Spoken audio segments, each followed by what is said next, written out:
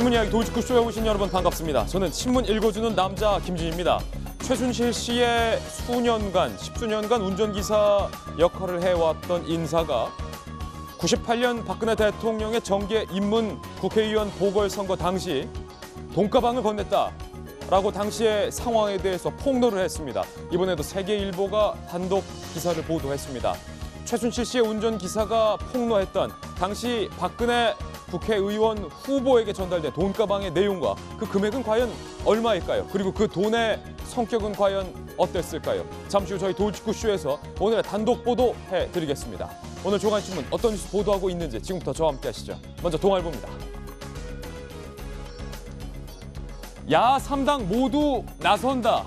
대통령 탄핵에 나서기로 야3당이 입장을 함께 했습니다. 민주당 그리고 국민의당 모두 탄핵을 당론으로 채택을 한 겁니다.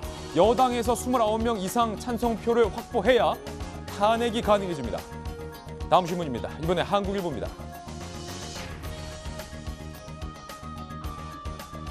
그런가 하면 여당은 대통령의 징계 요구서를 제출을 했습니다.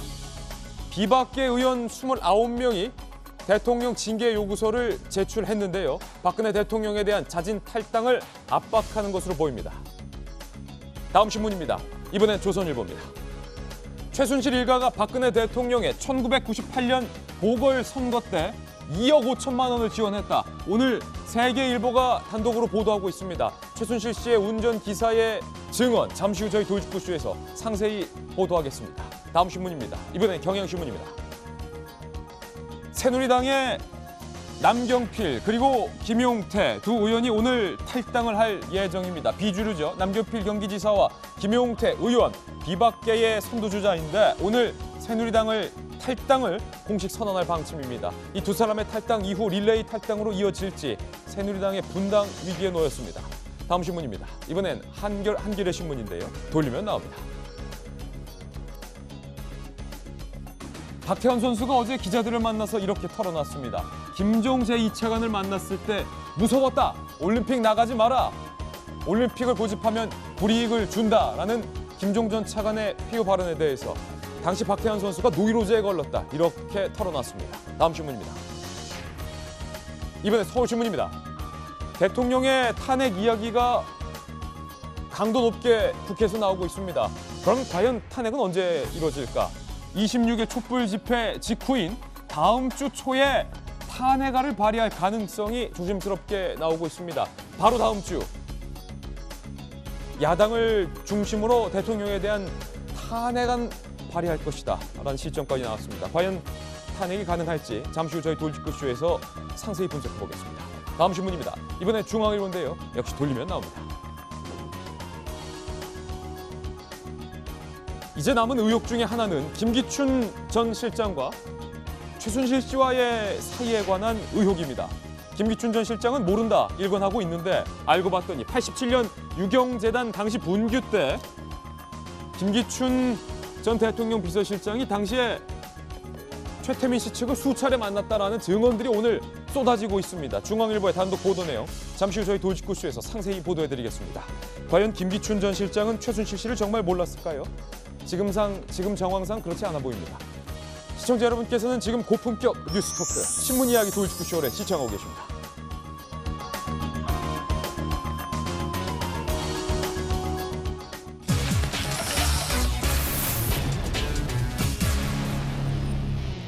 박태환 선수가 김종 전 차관이 참으로 무서웠다. 어제 기자들을 만나서 이렇게 털어놨습니다. 그런데 박태환 선수가 무서워했다는 그 김종 전 차관이 김연아를 참으로 싫어했다라고 밝힌 것으로 알려졌습니다. 김종 전 차관은 왜 김연아 선수를 그토록 싫어했을까요? 저희가 준비한 첫 번째 도이치쿠 신문입니다. 그래서 기사 제목 이렇게 썼습니다. 연아를 참 미워하고 박태환이 무서워했던 김종. 어젯밤 구속됐습니다. 구속되는 그 순간 저희가 영상으로 담았습니다.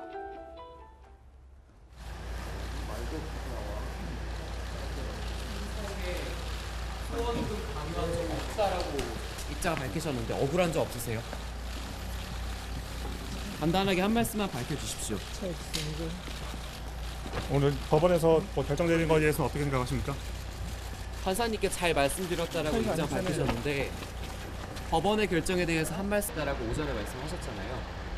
박태환 선수에게는 올림픽 출전을 포기하라는 말씀하셨나요? 법원의 결정 오전에 말씀하셨잖아요. 박태환 선수에게는 올림픽 출전을 포기하라는 말씀하셨나요? 법원의 결정에는 수긍하십니까?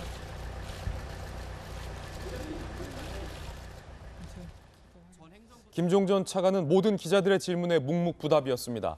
그런데 김연아, 박태환뿐만 아니라 이 김종전 차관이 다른 스포츠 스타들의 이름도 거론했던 것으로 밝혀졌습니다. 일단 김종전 차관의 발언들 함께 보시죠. 나는 김연아를 참 좋아하지 않는다. 이렇게 말을 했고요. 유승민 선수를 언급했습니다. 유승민이 올림픽 IOC 위원이 될지 모르겠지만 흠이 있어가지고 안현수가 금메달을 따서 러시아에서 인정받아 걔는 그냥 메달 따내야.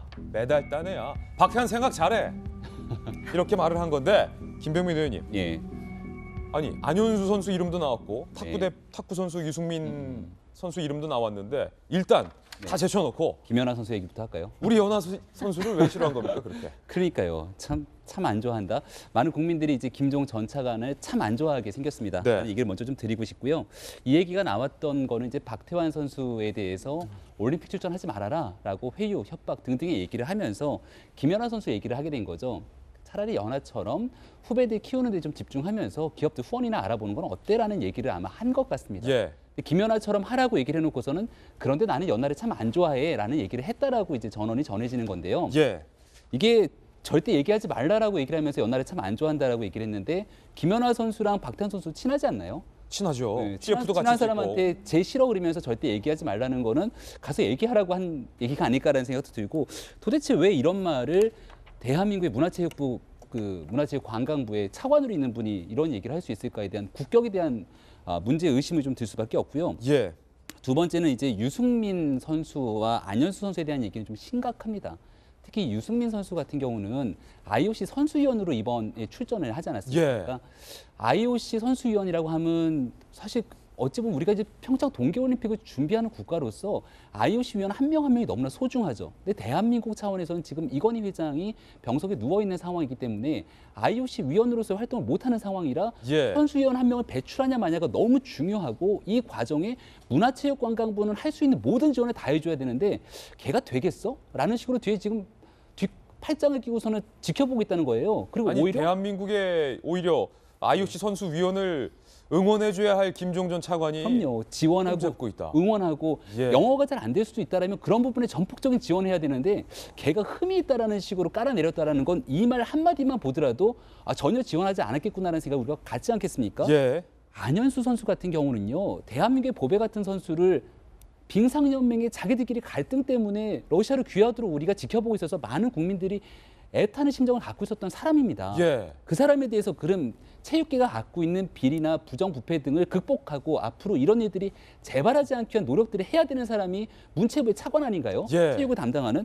근데 걔는 그냥 러시아 가서 금메달 따냐.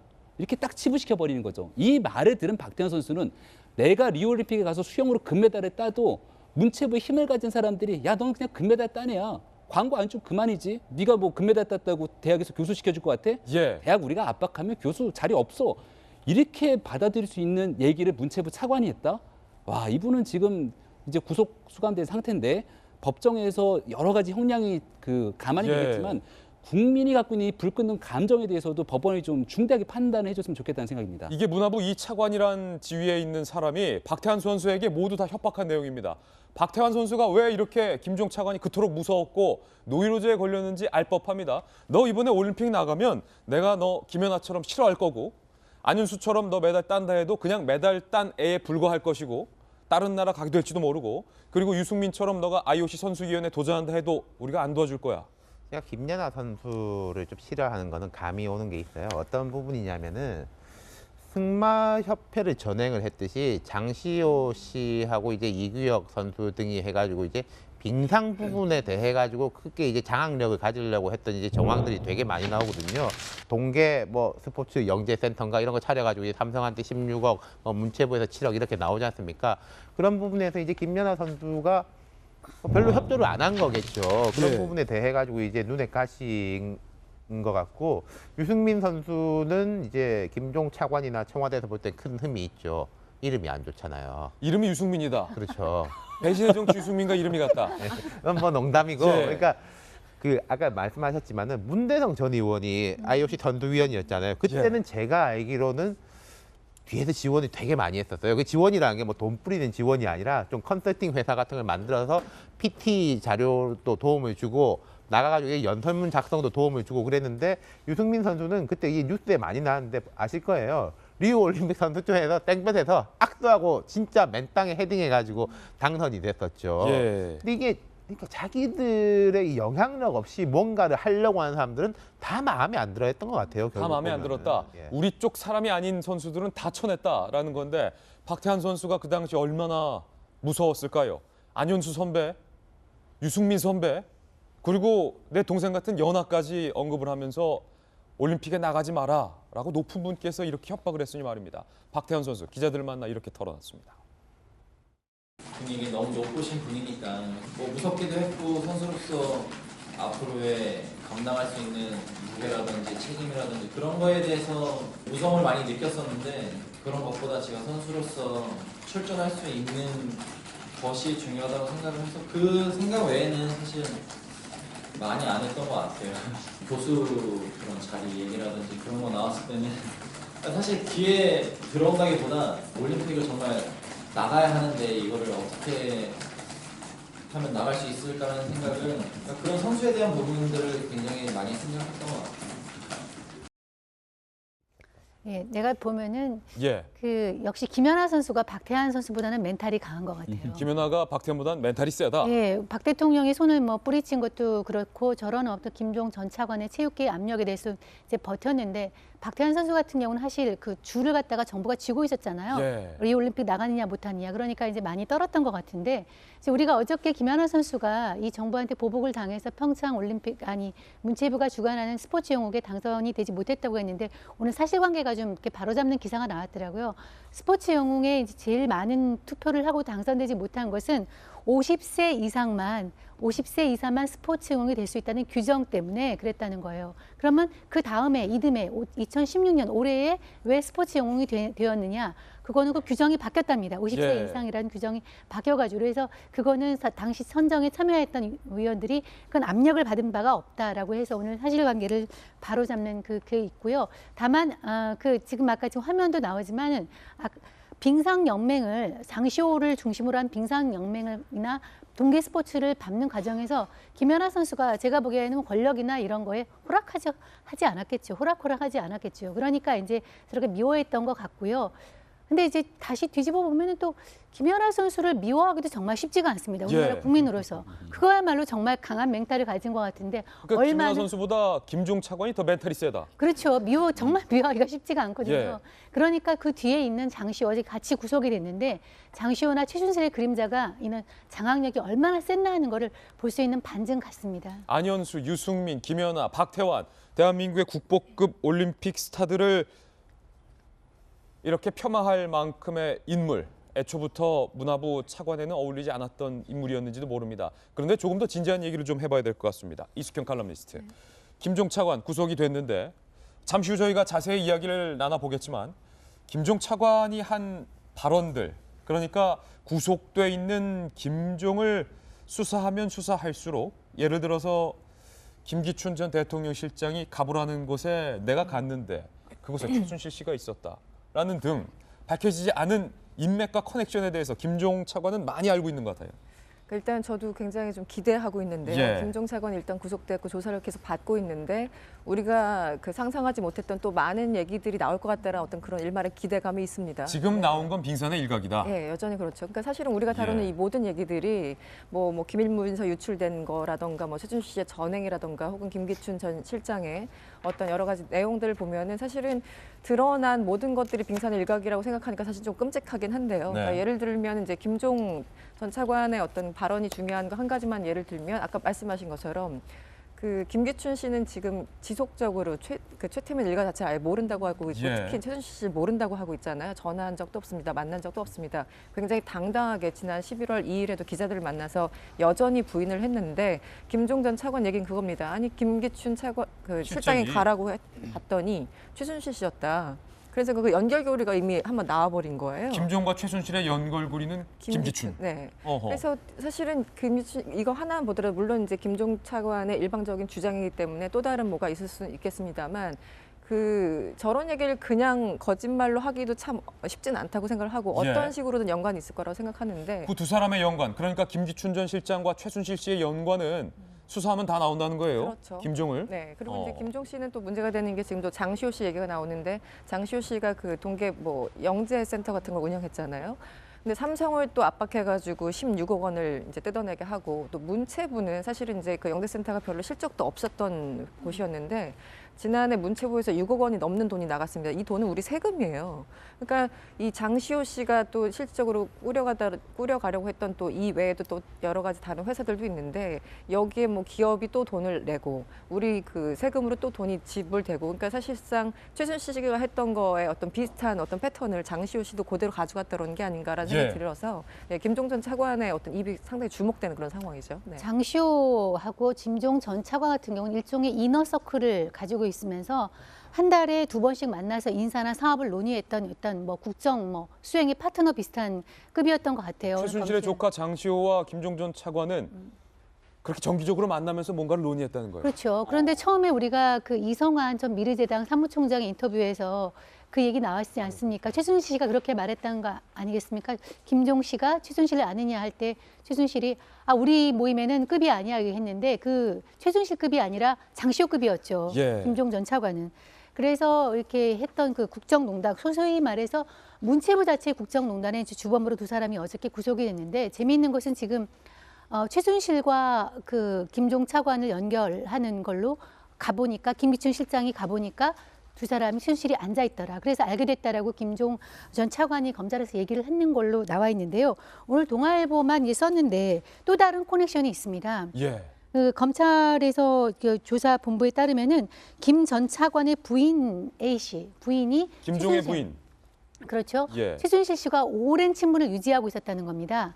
그래서 사실 김종 차관이 내가 김기춘 소개로 최순실을 알았다는 것은 연막 작전일 가능성이 있다. 어허. 자기 부인의 어떤 커넥션을 줄이기 위한. 예. 사실 그런 증거 하나가 김기춘 실장이 그런 말 한 거, 내가 전화해서 가보니까 최순실이 있었다라고 얘기한 거에 대해서 어제 김기춘 실장이 그랬죠. 김종 전 차관 머리가 이상하게 된 거 아니야? 소위 말해서 미친놈 아니야? 이런 식으로 얘기했잖아요. 그런 적이 없다. 이상한 사람이 아니냐 얘기를 했는데 실제로 김종 전 차관의 부인은 최순실과 오랜 친분을 유지했기 때문에 소위 우리가 한번 보도해드렸던 팔선녀, 예. 그 소위 말해서 최순실의 비선 조직 모임으로 했던 그 여성들의 모임, 사우나에서 만나다는 그 여성들의 모임과 멤버로 들어갔기 때문에 그런 루트로 해서 이 관계에 들어갔을 가능성도 있다고 이건 검찰이 확인한 부분입니다. 예, 미리 예고드립니다. 잠시 후 저희 도직구쇼에서 김기춘 전 실장은 최순실과 최태민 일가와는 전혀 알지 못한다라고 부인을 하고 있는데 과연 김기춘 전 실장이 최태민을 모르는 게 사실인지 최순실과 만난 적이 없는 게 사실인지 두 사람의 커넥션에 대해서 잠시 후 저희 돌직구쇼에서 집중 보도해드리겠습니다. 많은 기대 부탁드립니다. 저희가 준비한 다음 돌직구 신문인데요. 돌직구 신문을 뜯기 전에 이 기사 세계일보가 또다시 큰 건을 보도했습니다. 오늘의 특종으로 시작하겠습니다.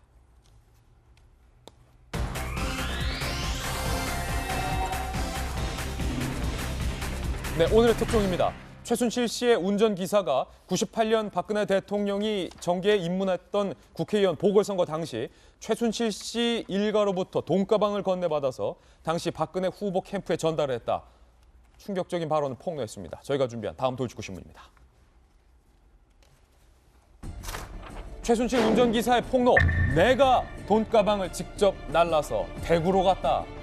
자세하게 그리고 적나라하게 운전기사는 오늘 폭로를 하고 있습니다. 그러니까 박근혜 대통령이 정치를 시작하게 된 처음 선거, 98년 보궐선거, 대구 달성군. 대통령의 정치 선거도 최순실의 입김에 의해서 시작됐다. 그런 정황이 드러나게 된 셈입니다. 운전기사의 육성 폭로 직접 들어보시죠. 그러니까 그돈 많으니까 그것도 꽤 커. 이유가 뭐야? 할머니는 선거 거의 내일부터 시작한다 그러면 자 98년도도 그렇고 2000년도도 마찬가지야. 그러면 난 실어주면은 할매방에 내가 갖다 놨지. 그게 내가 원체 무거우니까 2층이면 4개 엘리베이터가 안 써요. 중간에 서요, 중간에. 그렇죠. 밑에서 끌고 와서 엘리베이터를 태워서 3층에서 그 계단 있잖아요. 돌려버리는 거나. 그래서 못 쓰니까. 엄청 무거워요. 돈가방이 무서워서 2층 계단에서 굴러 떨어뜨렸다. 당시의 상황에 대해서 운전기사는 너무나도 잘 기억하고 있습니다. 운전기사의 폭로 내용 저희가 자세한 출력물로 정리를 했는데요. 이 출력물 보도해드리기 전에 오늘 송강훈 변호사님 자리에 나오셨는데 98년도 당시 국회의원 보궐선거라면 박근혜 지금의 대통령이 정치를 처음 시작했던 화제의 그 선거인데 요즘으로 따지면 개인이고 아무런 자격도 없었던 최순실 씨가 그렇게 큰 돈가방을 당시 박 후보 측에게 전달해 줬다면 뭐 실정법 위반입니까? 지금 기준으로도 그렇고 그때 기준으로도 보면 뭐 명백하게 국회의원 선거법 위반도 될 거고 지금 보면 정치자금법 위반도 되고 그때는 아마 정치자금법이 없을지도 몰라요. 이게 사실은 제가 박근혜 대통령을 잠깐만 변호할까요? 예. 본인만 억울할 수 있죠. 다들 그랬으니까요. 다 그랬으니까 대통령만 억울할 수 있어요. 저는 여나 야가 그 당시 우리 선거가 제대로 된 선거가 있을까요? 국회의원들 그냥 뭐 20억 쓰면 당선이고 10억 쓰면 뭐 낙선하듯이 돈 선거 아니었나요? 돈 선거. 네, 그렇게 보면 저는 새삼스럽지는 않아요. 예. 첫째는 첫째는. 그 점에서는 박 대통령이 억울할 수 있죠. 그런데 이제 운전사의 증언이 가치가 있는 것이 역시 우리가 짐작했던 것처럼 우리 선배들의 세금이 최태민 일가로 어찌어찌 흘러가서 예. 그 돈이 불법적인 선거에 쓰였다는 이 네트워크가 그리고 결국은 오늘날 이 박근혜 게이트를 만들었다고 하는 출발점을 우리는 읽을 수가 있겠지요. 이 모든 네. 최순실 게이트의 시작은 98년 보궐선거였다. 최순실 게이트가 아니고 박근혜 게이트라고요. 예. 오늘 KBS 라디오도 최순실 게이트라고 하는데 예. 저는 단언커 말씀드리지만 최순실 게이트가 아닙니다. 최순실 박근혜 게이트도 아니고요. 박근혜 게이트죠. 네. 이 생각은 나는 바로 잡았으면 좋겠어요. 예. 박근혜 게이트의 출발점이 그때였다는 게 제일 큰 의미고요. 세계일보한테 나는 한마디 좀 하고 싶어요. 예. 얼마나 고달프고 또 이 어려운 세월 보내셨습니까? 정인이 문건 때 참 외롭게 그 활동하셨다가 회장도 바뀌고 사장도 바뀌고 기자들도 다 바뀌었는데 꽤 자료가 많이 있을 것 같거든요. 이참에 이제는 국민들이 촛불들이 다 격려해 줄 테니까 전부 자료 다 세세하게 좀 냈으면 좋겠어요. 갖고 있다가 찔끔찔끔 공개하지 말고 네. 이번에 다 해라. 네. 최순실 씨의 운전기사가 폭로한 내용 집중적으로 보도해드리겠습니다. 출력물을 통해서 만나보시죠. 1998년 대구 달성 보궐선거 때로 한번 거슬러 올라가 보겠습니다. 최순실 씨의 운전기사로 17년간 일을 했던 최순실 씨의 운전기사분이 폭로를 한 건데요. 98년 할매가 등장을 합니다. 할매는 최순실 씨의 모친 임선희 씨를 의미합니다. 당시에 최 씨의 모친 임선희 씨가 할매가 돈은 내가 가지고 내려가니까 라고 말하면서 우리 딸 넷하고 내까지 임선희 씨까지 해서 5천만 원씩 내서 2억 5천만 원인데 운전기사분에게 네가 잘 가지고 내려가라. 어디로? 대구로. 라고 말했다. 차로 할매하고 순실이와 함께 가방 하나를 싣고 대구 달성궁의 대백 아파트로 대구 넘버 자동차에 싣고 갔다. 이 대백 아파트는 당시 박근혜 후보가 보궐선거를 치르면서 이른바 최순실 씨와 함께 선거 캠프처럼 활동을 했던 아파트입니다. 돈가방은 1m가 넘는 길이의 밤색 여행용 가방이었다. 색깔까지 구체적으로 기억을 하고 있습니다.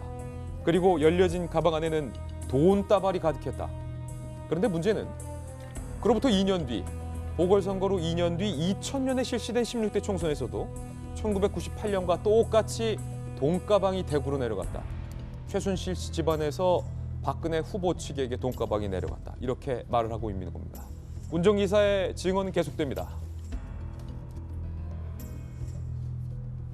이렇게 말을 했는데요. 최태민 씨가 박근혜 의원을 대통령으로 만들려다가 못 만들고 죽고 그 바통을 할매 최 씨의 모친 임 씨하고 순실이가 맡았는데 실제로는 순실이가 다 했다.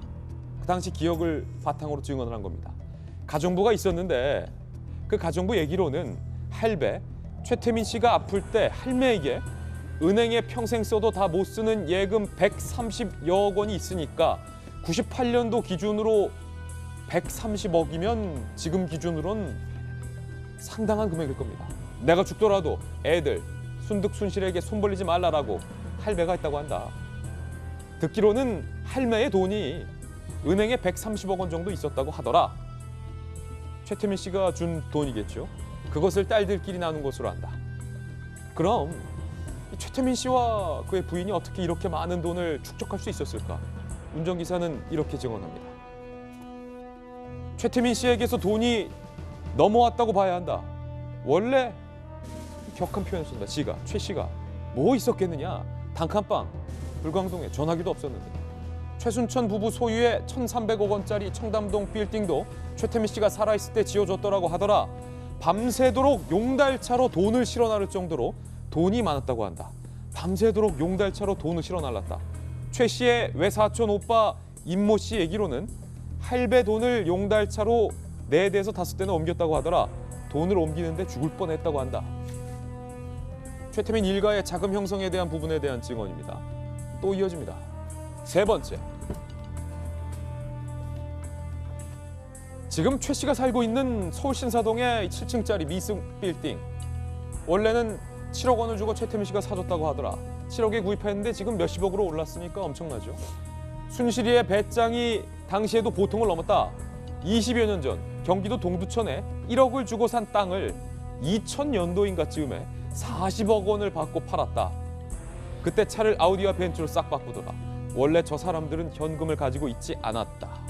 라고 말을 하면서 이렇게 다 폭로를 해도 되냐라는 기자의 걱정에 대해서 이 운전기사는 이렇게 말합니다. 안봉근이라든가 야들, 대통령의 측근 참모들도 애들도 다 알 것이다. 괜찮다. 당시 야당에 이런 내용을 공개해버렸으면 박 대통령이 대통령의 당선이 안 됐을지도 모른다. 정성희 위원님, 지금 이 운전기사가 폭로한 내용은 크게 세 가지입니다. 첫 번째는 당시 98년 보궐선거 박근혜 대통령의 정계 첫 순간에도 최순실 씨가 기획을 해서 당선을 시켰다. 그렇죠. 야, 이게 뼈아픈 대목이에요. 그러니까 이제 박근혜 대통령을 아시아의 지도자, 대통령, 국회의원으로 만들기는 이 최태민 일가의 가업이었습니다. 그 최태민이 이제 죽고 난 다음에 그것은 그 가업은 이제 부인과 그다음에 딸로 연결되어 있고요.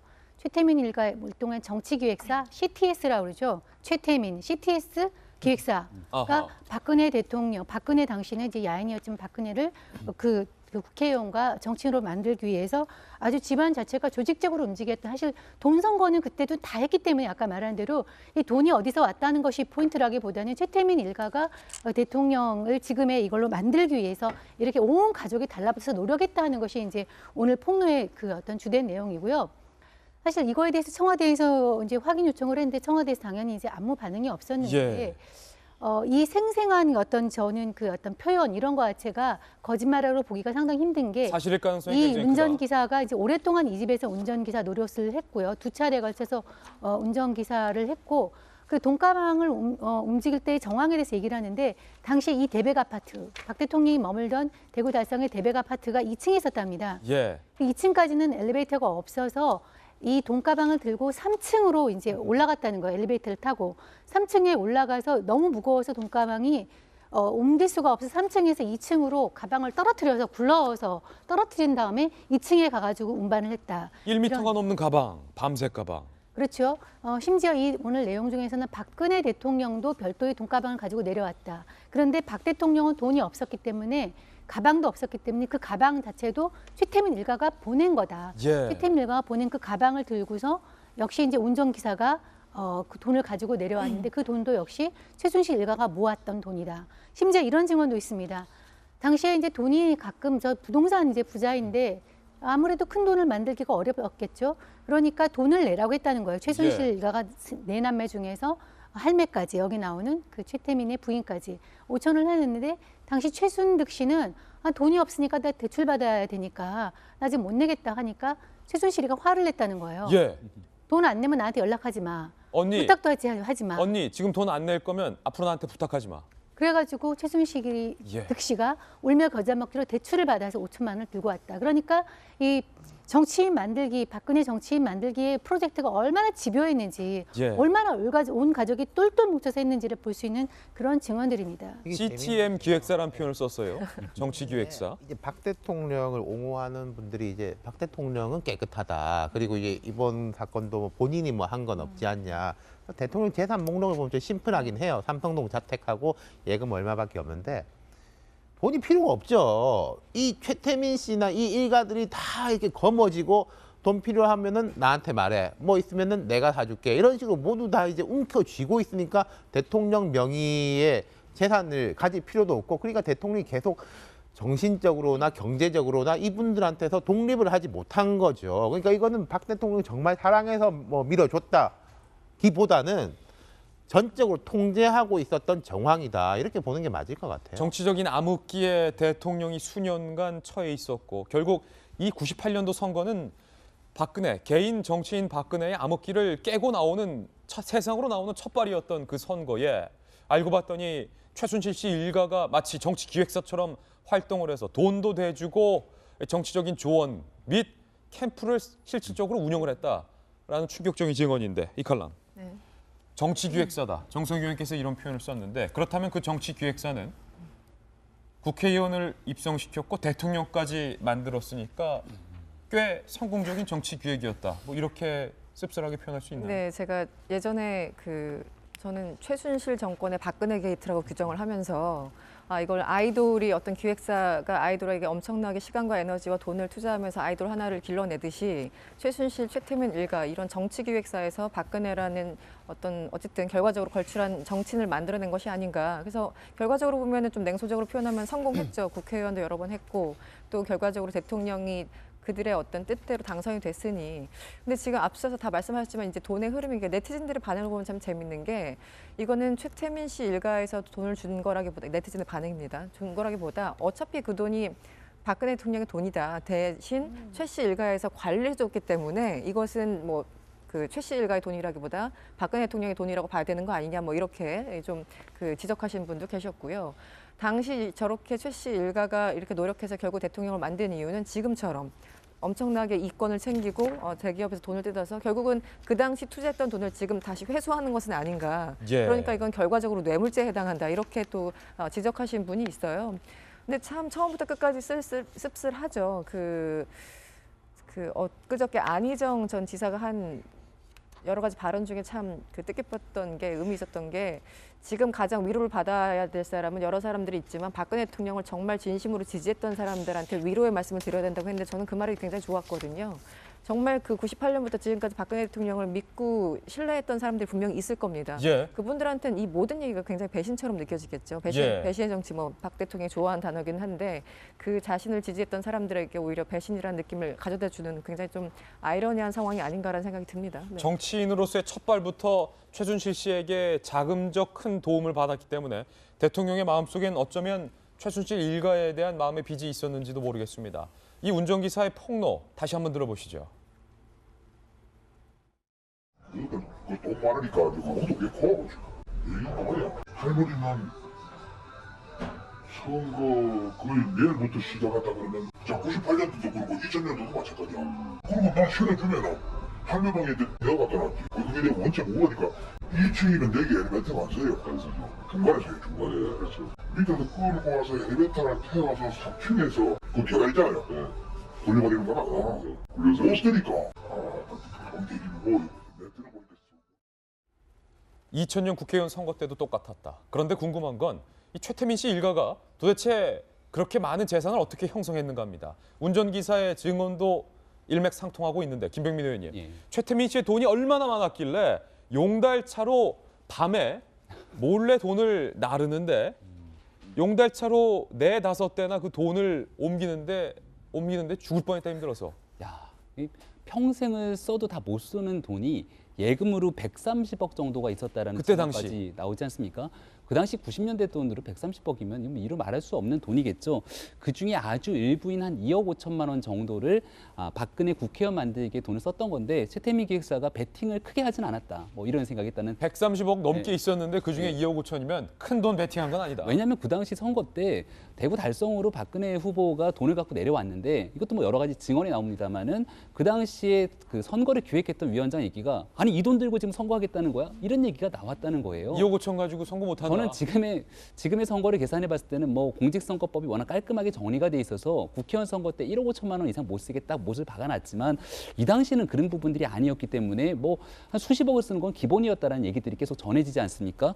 근데 2억 5천만 원 갖고 어떻게 선거하게 뭐 이런 얘기들이 나왔다는 거니까 최태민 기획사가 투자는 작게 베팅하고 나름대로 과실은 좀 크게 먹으려는 생각이 있지 않았는가라는 생각이 들고요. 예. 그러한 것들에 대한 증언들이 또 속속들이 나오는데 이 최순실 씨 일가가 돈에 대해서는 가진 거는 많음에도 불구하고 더 가지려고 했던 욕심들이 계속 드러나는 거예요. 예. 그게 지금의 최순실 씨 모습이 드러나잖아요. 예를 들어서 이제 그런 겁니다. 그 최순득 씨 같은 경우가 빌딩을 이제 지으려고 하는데 돈이 없으니까 그 가진 돈에서 한 10억 원 정도를 어머니인 임선희 씨한테 빌렸다는 거예요. 예. 우리 같은 생각으로 봤을 때는 아니 아빠가 물려준 130억 정도의 돈이 있으면은 10억 정도 떼서 딸 빌딩 짓는데 해줄 수도 있겠는데 그 10억을 빌려주고 이자를 900만 원씩 꼬박꼬박 냈다는 겁니다. 한 달에 900만 원씩 한 달. 이자를 딸에게 받았다. 네, 꼬박꼬박 냈는 건데 그것도 이제 못마땅하게 바라봤던 사람이 아마 최순실 씨였던 것 같아요. 어느 날 갑자기 엄마인 임선희 씨가 딸인 최순득 씨한테 내용 증명을 보내는 거예요. 내용 증명. 야 10억 돌려줘라. 어허. 하고 내용 증명을 보냈다니까 아니 엄마가 어떻게 딸한테 그럴 수 있어 하고 찾아가서 항의를 하니까 엄마인 임선희 씨가 이게 다 순실이가 시킨 일이야 라고 얘기를 했다는 거예요. 네 동생 순실이의 시킨 일이다. 근데 최순득 씨가 차마 최순실 씨를 찾아가서 만나면 거기 그 앞에서는 함부로 항의도 못했다라는 모습을 보니까 최순실 씨가 가히 돈에 대한 집념은 아버지를 꼭 빼닮은 게 아닌가라는 생각이 들고 그러한 욕심들 예. 수천억을 갖고 있음에도 불구하고 더 가지려고 하는 모습들이 지금의 미르재단, K스포츠재단 정말 아무것도 아닌 이권 사업까지 다 개입하는 모습들을 보면서 최순실 씨의 민낯을 그대로 보여주는 증언이 아닌가라는 생각이 듭니다. 예. 그 내가 갑자기 스티브 잡스가 좀 생각이 나요. 갑자기 스티브 잡스는 왜요? 네, 잡스가 그 창고에서 시작할 때 세 사람이 시작했거든요. 돈 한 1,000만 원, 2천만 원 갖고 시작했습니다. 근데 중간에 또 한 사람은 또 빠지죠. 그 잡스가 전망이 없다고. 근데 결국은 그때 출발했던 그 애플이 10년 뒤는 어떻게 됐습니까? 10,000배, 10만 배 됐거든요. 예. 그럼 왜 갑자기 최태민하고 제가 최순실 연결하는 것이 일종의 벤처 투자로 보면요. 저기는 상상을 초월하는 지금 그 수익을 올리는 셈이에요. 애플 스티브 잡스 애플보다 훨씬 더 성장을 했다. 스티브 박이죠. 일단 스티브 잡스인데 여기는 박근혜 잡스예요. 박근혜 잡스를 목표로 해서 투자해갖고 대통령 만들고 이득 챙기고 지금 보니까 이득 챙기고 그다음에 분배하는 꼴을 보면은 딱 창고에서 시작해서 그다음에 10년 뒤에 20년 뒤에 오늘날 대박을 터뜨리는 그 맥락으로 보면 딱 진짜 그 안목이 비즈니스 안목이 진짜 참으로 탁월하죠. 예. 최태민, 최순실. 그 국회나 법원에서 저 집안 재산을 하여튼 개혁적인 방식이나 혁명적인 방식으로 온 국민의 동의를 받으면 설사 입법하는데 조금 문제가 있더라도 저는 견딜 수 있을 것 같아요. 추징을 할 수 있다 뭐 이런 말씀이십니까? 좀 뺏는 그 과정이 저는 꼭 필요하다고 생각됩니다. 예. 네. 최태민 씨 일가의 재산 형성 과정 그리고 최순실 씨가 대통령의 정치의 입문부터 이른바 비선 실세 및 그림자로 활약을 해왔다는 운전기사의 폭로 내용 보도해드렸습니다. 이 대통령 이야기가 나와서 말인데 박근혜 대통령은 최순실 씨가 즐겨 다녔던 차움에서 여러 가지 주사제를 처방을 받았습니다. 그럼에도 불구하고 대통령을 향해서 다른 주사나 이른바 다른 시술이 있지 않느냐라는 의혹은 끊임없이 제기가 되고 있습니다. 한 언론 매체에서 과거 박근혜 대통령의 얼굴과 지금에 이르기까지의 얼굴의 변천사를 사진으로 정리한 것이 보도가 됐습니다. 함께 보시죠.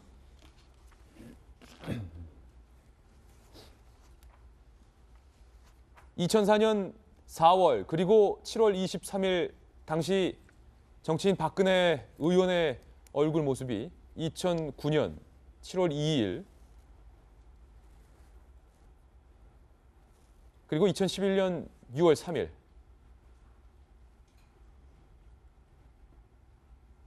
(2012년 5월 8일) 점점 젊어지고 있다는 느낌을 받는 건 저뿐일까요? 2012년 11월 8일 2012년 12월 24일 2013년 5월 29일 2014년 1월 13일 윤태곤 실장님 어떻게 보십니까? 뭐 그런 건 있겠죠. 흔히 이제 카메라 마사지라고 하니까 사람이 이제 공적으로 나서면 나설수록 이제 뭐 포토제닉해지고 이런 건 있겠는데 그 최근에 그런 사진들 한번 보셨어요? 오바마의 8년 전과 지금 8년 전에 그렇게 되게 팽팽했던 오바마가 이제 좀 쭈글쭈글해지고 머리도 이제 많이 회색이 되고 뭐 조지 부시 전 대통령 같은 경우에도 그렇고 노무현 전 대통령 뭐 김대중 김영삼 그 집권하는 동안엔 사람들이 이제 팍 늙어요. 대통령이라는 자리가 정말로 스트레스가 과중되는 자리이기 때문에 근데 참 우리 박 대통령께서는 일을 많이 하면 할수록 이제 젊어졌다. 그게 이제 한겨레 보도로 알려진 건데 뭐 일각에서 이제 그런 말이 있습니다. 대통령이 그 뺨에 이제 테러를 당했잖아요. 그 이후에 좀 더 이런 뭐 외모 부분에 대해 가지고 더 관심을 가졌던 것 같다. 그런데 네. 이제 최순실 씨가 뭐 특히 이제 피부라든지 이런 데 좋다는 것은 다 뭐 대통령한테 자기가 먼저 해보고 그다음에 이제 갖다 줬다 그런 이야기가 있네요. 만약에 지금 보신 이 사진이 최순실 씨라는 존재가 대통령에게 정치 입문부터 없었고 박근혜 대통령이 그런 비선 실세의 도움 없이 대통령이라는 자리에 스스로 올라섰고 국가를 생각하는 애국심을 바탕으로 그런 재단들을 만들었다면 그러니까 최순실이라는 그림자가 대통령에게 아예 없었다면 조금 전에 보셨던 사진은 많은 국민들과 지지자 속에 굉장한 자랑스러움으로 남았을 뻔한 그런 사진입니다. 그래서 더 아쉬움이 남아요. 저 하나 제가 코멘트 좀. 오늘 하실 말씀 많으신 것 네, 그 사진을 보시면 저는 채널 A도 그렇고 저는 방송사들이 엉터리 같아요. 엉터리다 왜요? 왜냐면은 지금 세월호 7시간이 갖는 상징성이 있거든요. 대통령으로서 우리 국민의 위임을 받은 그 지도자가 그 위기 때 무슨 일을 하셨을까? 이게 제일 우리 관전 포인트인데 그러면 그날 사진하고 그러니까 5시 15분에 그 재난본부에 나타났던 그 사진하고 그 전날 사진이 있어요. 그다음에 내 주변에 성형외과 의사들 물어보면은 재난대책중앙본부인가요? 그날 나타난 사진을 보면은 뭐가 나온대요. 예. 그러면 제가 방송자 책임자라고 하면은 우리 한국은 성형외과로 제일 유명한 의사들 많지 않아요? 한 10명 불러다가 사진을 정밀하게 분석하다 보면 일단 얼굴에 증거가 있는데 왜 그걸 따지질 않죠? 나는 그게 방송사들이 다 짜고 그 부분은 얘기 안 하는 것 같아요. 그리고 오히려 의사들이나 애매한 증거 갖고 할 것이 아니고 과학적으로 얼굴이 증거잖아요. 왜 그걸 안 따지죠? 저희가 다 이미 보도를 했고 의뢰를 해봤는데 사진상으로 시술을 했는지 안 했는지는 의학적으로 규명할 수 없다라는 답변이 여러 답변이 의료진으로부터 저는 돌아왔습니다. 믿을 수 있어요. 눈감 밑하고 네. 여기 다 흔적이 있대요. 알겠습니다. 네. 거기까지 듣겠습니다. 사실 확인이 되지 않은 손 변호사님의 개인적 의견이라는 점 다시 한번 밝혀드립니다. 이번엔 저희가 준비한 다음 돌직구 신문으로 이동을 할 텐데요. 앞서 예고해드렸던 김기춘 전 실장과 최순실 씨 일가와의 수상한 커넥션에 관한 내용 지금부터 집중 보도합니다. 돌직구 신문입니다. 김기춘 전 실장은 최순실 씨를 알지도 못한다. 계속해서 이렇게 주장을 하고 있습니다. 그런데 최순실 씨를 캘수록 이상하게 김기춘 전 실장의 그림자가 어른거립니다.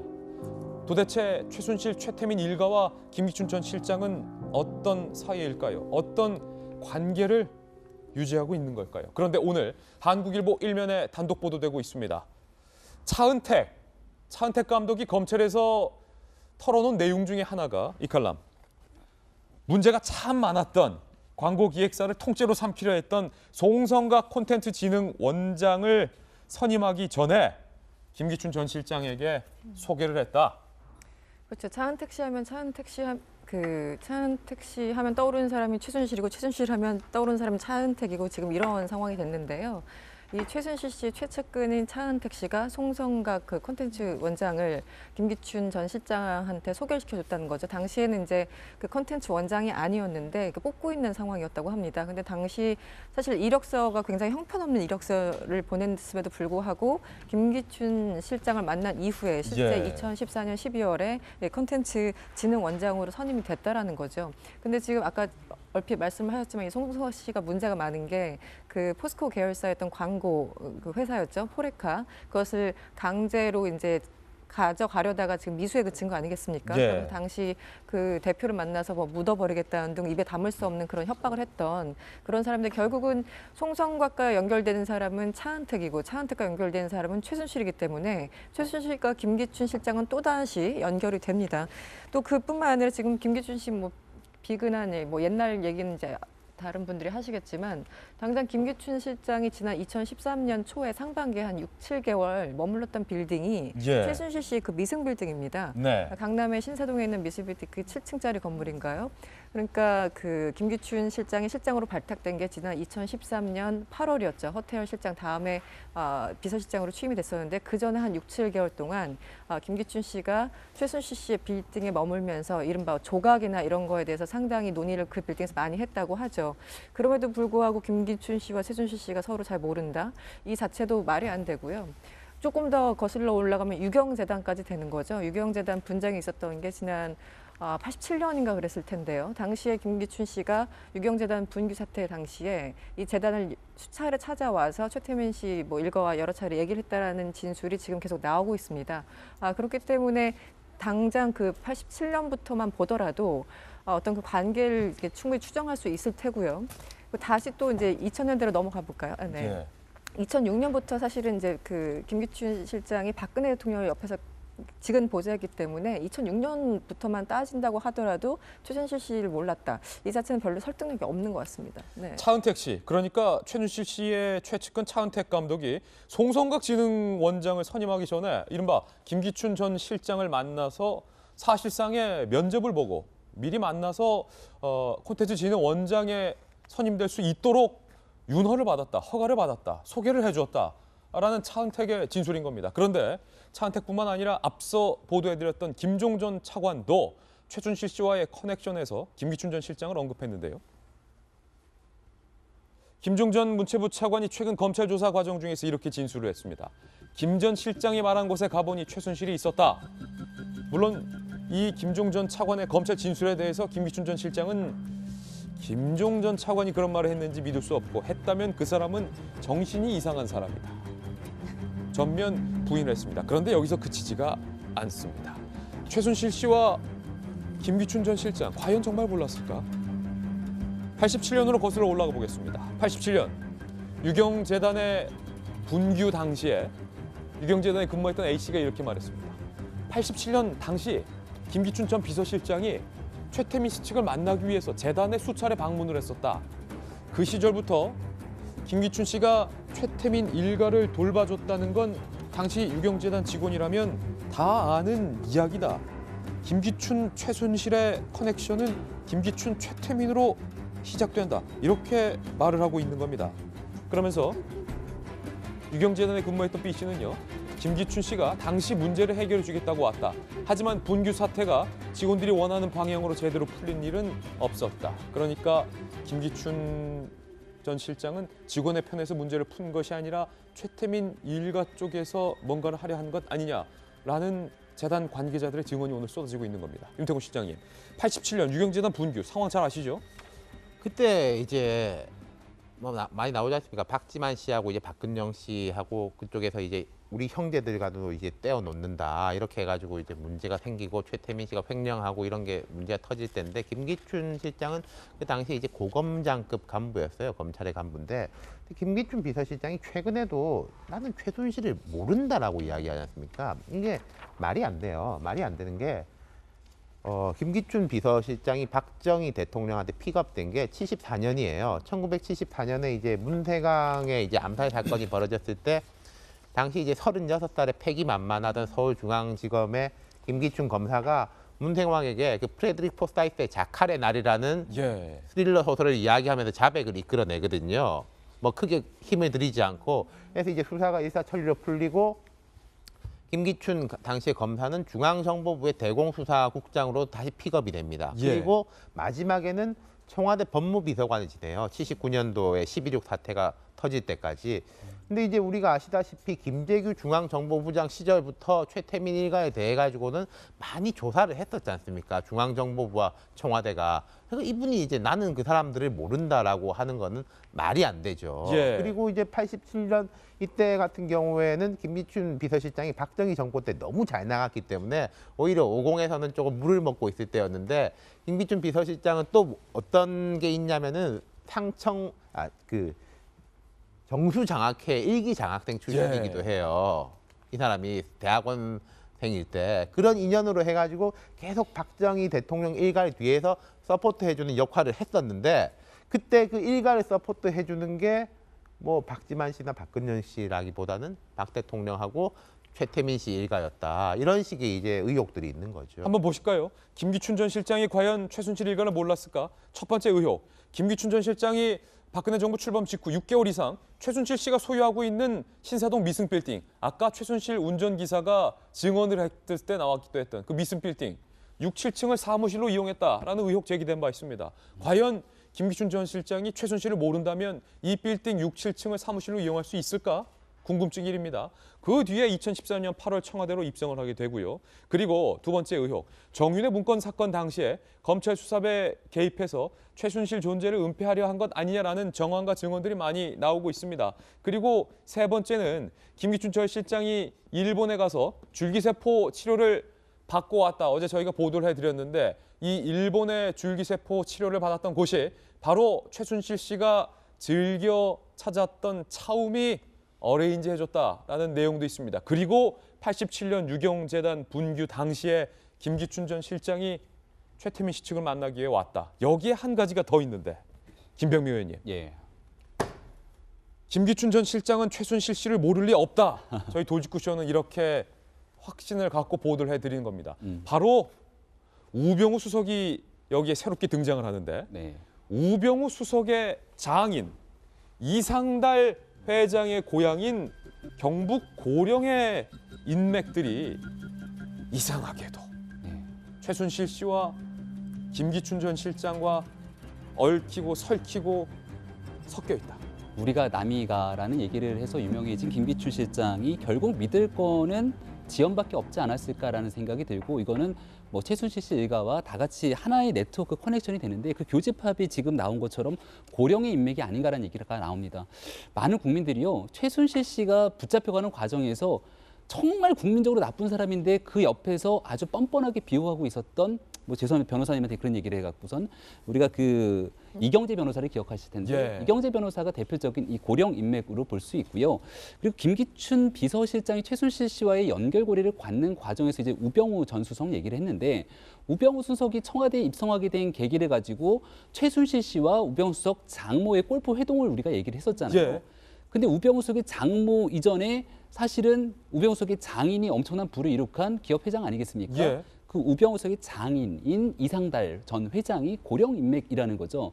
그렇다 보니까 믿을 수 있는 이상달 회장을 통해서 결국은 최순실 씨와의 연결고리를 만들고 우병우 수석은 최순실 씨가 개인적으로 우병우 수석을 사실 어떻게 알겠어요? 예. 그냥 친하게 우병우 전 수석의 장모와 골프 치면서 친하게 지냈다 하더라도 거기 사위가 괜찮은 검사다라고 했을 때 괜찮은 검사를 여기저기 인사에 천거할 수는 있겠으나 나의 모든 프로젝트에 뒤를 받을 정도로 완벽한 일을 해낼 사람으로 보이려면은 거기에 대한 검증 능력이 있어야 되는데 그 역할을 결국은 김기춘 전 실장이 하지 않았겠느냐라는 생각이 들게 되는 거고요. 예.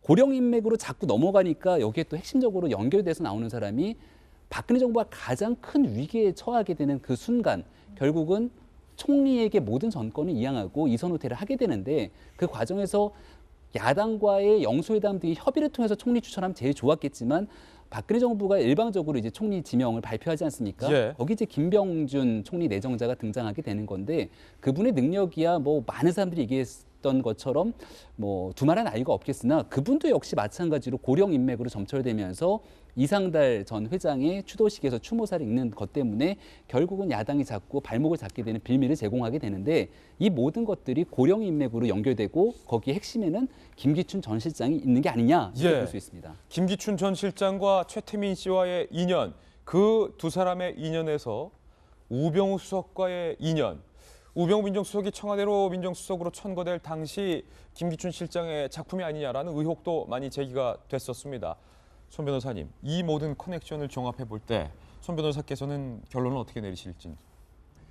김기춘 그 우병우 좀 국민의 법감정도 그렇고 촛불의 민심도 그렇고 검찰이 불러야 되거든요. 지금 제가 한 가지 생각나는 거는 김기춘 전 비서실장도 그렇고 그다음에 이재만 안종범이죠. 다 국회에 가서 거짓말 다 했거든요.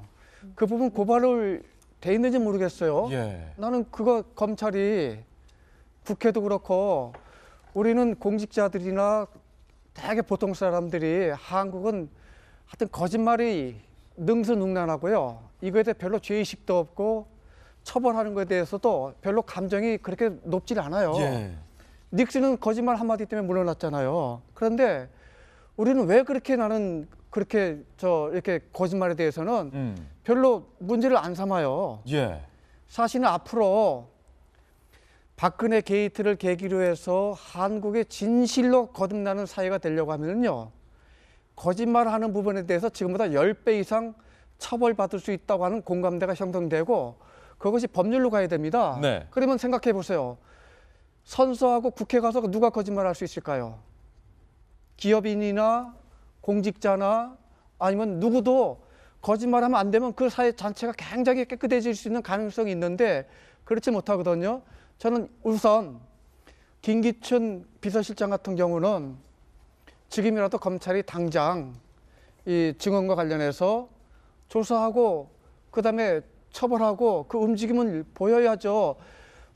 법적으로 처벌할 게 없다고 자꾸 고민하는 것 같아요. 법적으로 처벌할 거 없다고 총장님, 고민하는 것 같다. 검찰총장님 궁금하시면 저한테 전화하세요. 제가 가르쳐 드릴게요. 예. 김기춘 전 실장이 과연 최순실 씨를 모를까요? 박지원 국민의당 비대위원장 그 부분에 대해서 이렇게 말했습니다. 간결합니다. 후하하 김기춘 진짜 웃긴다. 김기춘 전 실장의 트레이드 마크는 나는 모릅니다이다. 본래 정신 나간 사람은 본정신의 사람을 못 알아본다. 박지원 국민의당 비대위원장의 발언을 전해드립니다. 저희가 준비한 다음 돌직구 신문으로 본격적으로 넘어가겠습니다. 국내 정치권 소식입니다. 화두는 바로 탄핵입니다. 야3당이 모두 대통령의 탄핵에 입을 모았습니다. 민주당과 국민의당은 탄핵을 당론으로 정했습니다. 과연 국회는 박근혜 대통령을 탄핵할 것인가? 그래서 오늘 저희 돌직구쇼에서는 야당을 중심으로 한 국회의 탄핵 시나리오와 그리고 이를 방어하려는 청와대의 방어 탄핵 시나리오를 정리를 해봤습니다. 출력물을 통해 만나보시죠. 먼저 야당을 중심으로 한 국회의 이 대통령 탄핵 시나리오를 한번 볼까요? 변수가 크게 세 가지가 있다는 겁니다. 탄핵으로 가는 변수는 첫 번째 변수. 탄핵 이전에 특검이 있는데 국회에서 특검을 하기로 결의를 했는데 청와대에 특검을 제의 요청을 하게 되는데 과연 청와대에서 이 특검 제의 요청에 대해서 받아들일 것인가? 부결을 할 때는 대혼란을 야기된다. 그러나 대통령이 특검을 수용하겠다고 밝힌 이상 특검은 진행될 것 같다는 변수. 두 번째, 이 특검 수사와 탄핵을 병행한다. 선 총리 후 수습. 민주당과 국민의당의 입장 차이가 있습니다. 국민의당은 무조건 총리를 먼저 세우자. 그리고 나서 탄핵으로 가자라는 건데 민주당에서는 총리를 세우는 것에 있어서 국민의당과 입장 차를 보이고 있기 때문에 탄핵을 하기로 국민의당과 민주당이 의견을 모았다 하더라도 실제 행동에 나설 수 있을지는 미지수라는 겁니다. 세 번째, 특검이 종료된 뒤에 탄핵 절차를 밟게 된다 하더라도 탄핵의 기간이 최장 180일, 180일이면 6개월이 걸립니다. 그렇다면 사실상 대통령의 임기가 거의 보장되는 것 아니냐 라는 문제점을 근본적으로 봉착하고 있다는 겁니다. 그렇다면 반대로 청와대의 입장은 과연 어떨지 저희가 한번 시나리오를 적어봤는데 이른바 청와대의 방탄 시나리오 함께 보시죠. 특검의 중립성을 핑계로 시간을 끌려는 건 아니냐. 한겨레신문은 이렇게 예상을 했습니다. 두 번째, 탄핵 시 헌재에서 기각이 되도록 총력으로 대응을 하지 않겠는가. 헌법재판관의 결론을 기각적으로 움직이려고 노력하지 않겠느냐. 세 번째, LCT 수사를 흘리며 초점을 흘리려 할 수도 있다. 네 번째, 보수 세력이 결집할 때까지 버틸 수 있다. 예를 들어 1월 반 총장이 귀국할 때까지 버티거나 적어도 야당의 전당대회 일정이 시작되면 이슈는 바뀔 수 있다. 청와대에서는 이렇게 생각할런지도 모르겠습니다. 탄핵으로 가는 길이 윤 실장이 만만치가 않네요. 근데 저는 이게 야권이 기본적으로 좀 청와대에서 너무 과대평가하고 좀 겁먹고 있는 것 같다고 생각해요. 박 대통령이 흔히 이제 선거의 여왕 뭐 그러지 않습니까? 우리가 모르는 뭐가 있겠거니 하고 생각을 하고 있는 것 같은데 저는 뭐 별거 없을 거라고 보고요. 일단 여기서 짚어보면은 특검 제의 요청은 특검은 뭐 못 받아들일 수가 없을 겁니다. 네. 검찰 수사 안 받으면서 특검 받겠다라고 했기 때문에 물론 불만을 제기할 수는 있겠죠. 하지만 이제 특검은 받는 쪽으로 봐야 될 것 같고 뭐 총리를 먼저 하느냐 나중에 하냐 이것도 뭐 크게 문제는 아닌 것 같고요. 물론 빨리 사태가 종결되면 좋은데 그 대통령이 안 내려오니까 탄핵으로 가야 되는 거 아니겠습니까? 저는 이제 장기전이 된다고 했을 때 그게 과연 민심이 야당에 대해서 불만이 좀 있을 수는 있겠지만은 그렇다고 청와대 편으로 돌아선다. 예. 그건 아니라고 보거든요. 몇 번이나 말씀드렸지만 그 고리가 이제 끊어졌고 어떤 분이 이제 그런 말씀도 하더라고요. 박 대통령의 임기가 2017년 2월 24일까지지 않습니까? 2월 23일에 2018년 2월 25일까지지 않습니까? 2월 23일에 내리는 한이 있더라도 해야 된다라는 거예요. 말하자면은 광해군, 연산군 이렇게 군으로 역사에 남았지 않습니까? 종이 아니고 박 대통령 같은 경우에 스스로 하야를 안 하겠다라면 탄핵으로 해서 대통령 지위에서 중도에 하차한 사람으로 역사에 남겨야 되기 때문에 이 시간이 가는 것에 대해 가지고는 크게 고민할 바가 아니다라는 이제 논리도 있는 거죠. 정성희 의원님, 동아일보에서 4일 연속으로 제 기억이 맞다면 사설에서 대통령 탄핵을 요구하고 있네요. 그렇죠. 우리는 처음부터 이제 하야는 안 된다. 우선 헌법적으로 대통령이 문제 있는 대통령을 끌어내리는 절차가 있는데 그런 법에 있는 절차 외신의 대통령 자체는 끌어내리는 하야는 요구는 안 된다는 이제 입장이었고, 근데 거기에 대해서 우리가 그런 얘기를 하기 전에 대통령 자체가 물러나지 않고 있잖아요. 그런 식으로 이렇게 탄핵 절차를 밟을 수 있는데도 불구하고 그 하야에 집착을 하는 바람에 실질적으로 많은 시간을 이제 낭비하게 됐습니다. 거의 근 한 달을 지금 하야를 요구하면서 촛불 집회가 지금 4차례나 있었고, 근데 대통령은 사실 꿈쩍도 하지 않고 있는 상황이거든요. 그렇다면 정치권이 미리 법에 정해져 있는 절차를 했어야 되는데 그게 좀 늦었다. 오히려 저희는 이제 만시지탄이라고 보고 있고요. 지금 그 계기 하나가 지금 검찰에 특검까지는 가지 않았지만 검찰에 일단 조사 결과가 나왔고 그 대통령을 거의 공범 피의자로 이미 하고 있는 조사 결과가 나왔기 때문에 탄핵을 만약에 발의할 시점이라 그러면 지금이 가장 좋은 시점이다 이렇게 생각을 하고 있는데 그 와중에 그 야권에서 어떤 대권 주자들의 손익 계산, 그다음에 어떤 민심에 대한 눈치 보기 이런 걸 그다음에 국회의원으로서의 직무유기 이런 것들이 이제 앞서서 이렇게 막 뭉뚱그려서 굴러가다 보니까 좋은 시기를 놓치고 이제 와가지고 탄핵 얘기를 이제 야당이 합의를 할 시점인데 원래 정해진 절차대로 했으면 다 됐는데 놓쳤다 하고 그 아쉬움을 전하고 또 이렇게 헌법재판관도 관련해서 많은 헌법학자들이 지금 이 사안에 대해서 헌법으로 가서 하기에는 전혀 문제가 없다라고 얘기를 하고 있기 때문에 정치권들이 자기 손익 계산하다가 놓쳤다. 저는 그렇게 말하고 싶습니다. 대통령에 대한 탄핵은요, 잠시만요. 어쨌든 야권이 중심적으로 추진을 해야 하는데 탄핵을 할 수 있을지 없을지 야권의 의지에 달렸다. 이렇게 봐도 과언은 아닐 것 같습니다. 이명박 전 대통령도 그런데 탄핵에 대해서 언급을 했습니다. 들어보시죠. 내일도 날씨가 좀 춥다니까. 글쎄요, 뭐 작년 장례식 때도 그랬습니다만 하여간 내일은 또 조금 추울 것 같습니다. 많은 사람들이 이런 상황에서 김영삼 대통령이 그려질 거라고 생각합니다. 이 시국을 풀려면 어떤 방식이 글쎄, 저는 뭐 어떻게 이렇게 부끄러운 일이 일어날 수 있는지 우리 국민들의 뜻을 잘 받아줬으면 좋겠고, 그러나 이 나라는 선진국 문턱까지 왔고 또 민주주의 국가이기 때문에 가슴은 답답하지만은 헌법적인 절차가 중요하지 않는가 저는 이렇게 생각합니다. 헌법적인 절차도 바로 탄핵을 시사하는 발언인데 검찰의 공소장 내용을 기준으로 과연 탄핵의 절차를 밟을 만한 사유에 해당이 하는가 이게 법적 쟁점으로 남아 있는데 전문가 나와 계시니까 여쭙겠습니다. 손 변호사님, 많은 조간신문에서 검찰에서 기소한 이 내용과 공소장만으로 과연 탄핵 요건인 중대한 위법에 해당이 하느냐라는 것이 쟁점이다 이렇게 보도하고 있는데 변호사님께서 보시기엔 어떻습니까? 저는 안 될 것 같아요. 탄핵이 안 될 것 같다. 네, 왜냐하면 부족해요. 검찰이 그 점에선 저는 그 피의자로 하고 지금 겉으로는 청와대하고 진짜 검찰다운 검찰 보여주고 있는데 예. 저는 가짜 같아요. 검찰의 수사 내용은 가짜다. 네, 뇌물이 빠졌어요. 이거 한번 보실래요?